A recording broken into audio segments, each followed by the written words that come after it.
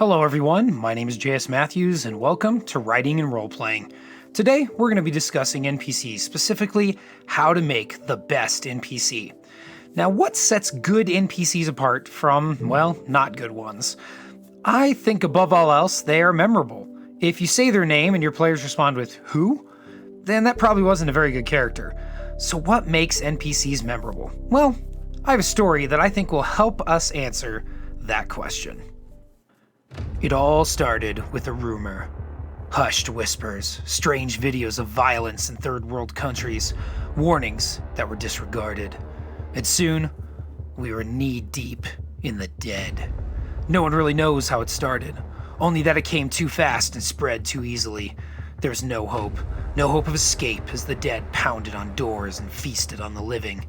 There was only one goal now: survive.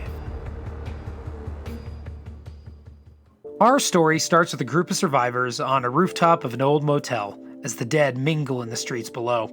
It has been over 2 weeks since the largest outbreak consumed the entirety of the United States, not that our survivors know it yet.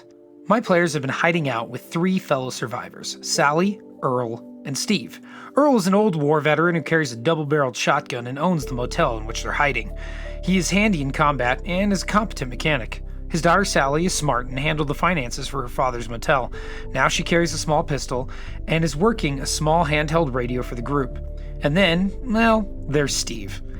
I found this fun-looking miniature and created a character around it of a homeless man who drinks too much, hardly pulls his own weight, and is usually there for comic relief and to see how my players would respond to somebody who isn't very useful in a survival scenario. Now, in this scenario, my players were tasked with finding a vehicle and gathering supplies so they could escape the town. They ended up contacting another group of survivors and helping them out as well. However, a few turns into the mission, they're radioed by Sally and told a massive horde is coming their way, adding a sense of dread and a time limit to their mission.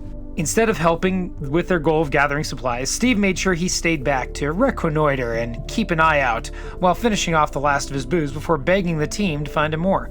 Hey, you fellers find any of that scotch I like? I can't go on without my scotch.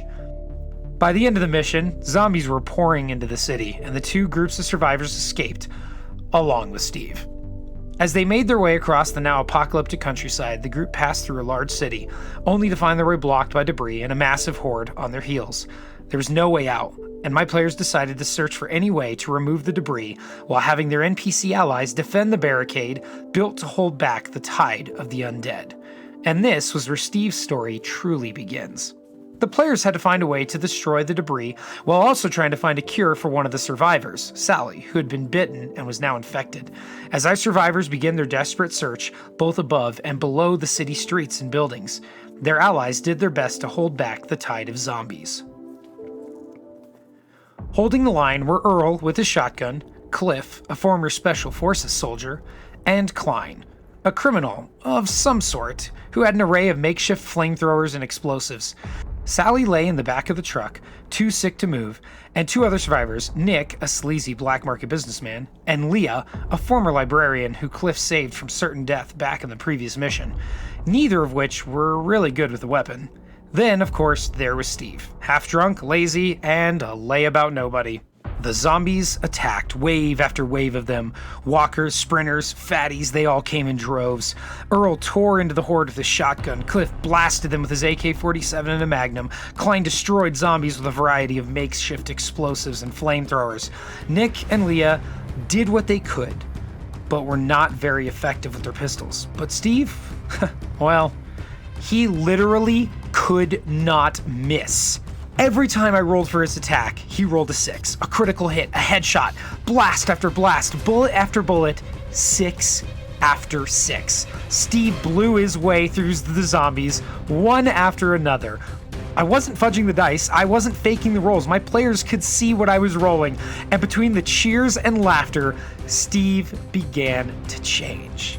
My players passed off a set of golden pistols that they had found, which he used to great effect as my 6s just kept on coming.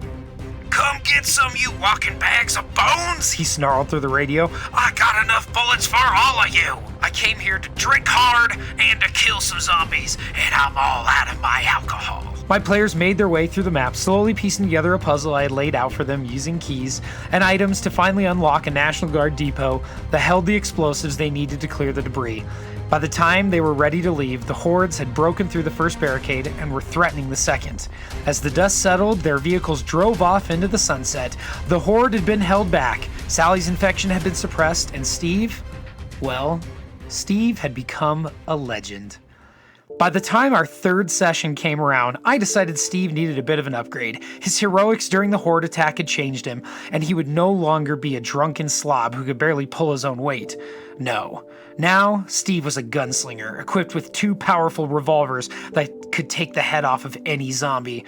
I 3D printed a new model for him, and now, Steve was ready for the wastelands. I think what I took away most from this character is that you don't really need to work on making these great NPCs, but rather let the dice make them for you. I didn't create Steve the Wasteland Wandering Gunslinger. The dice did. The story did. It was an organic development that made it so much more fun.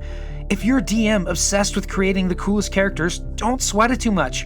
Make real characters, give them flaws and struggles, and allow the dice to tell the story. Do they overcome their struggles, or do they fall prey to them? For you writers out there, this is a great lesson on characters overcoming these struggles.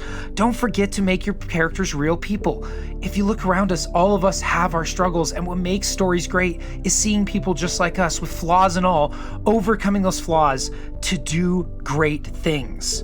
We all have our strengths and weaknesses, but the things that make us unique, right? That's what they are. But don't forget that when you're creating your characters. Give them some flaws, give them some things they excel at, and allow the dice to tell the story. Writers and players can't identify with perfect characters because we as humans are not perfect. That's why the Mary Sue type characters don't work as well. We want flawed characters. We want Malcolm Reynolds, right? We want Han Solo. We want people who may not necessarily always do the right thing, but they try to. We love that.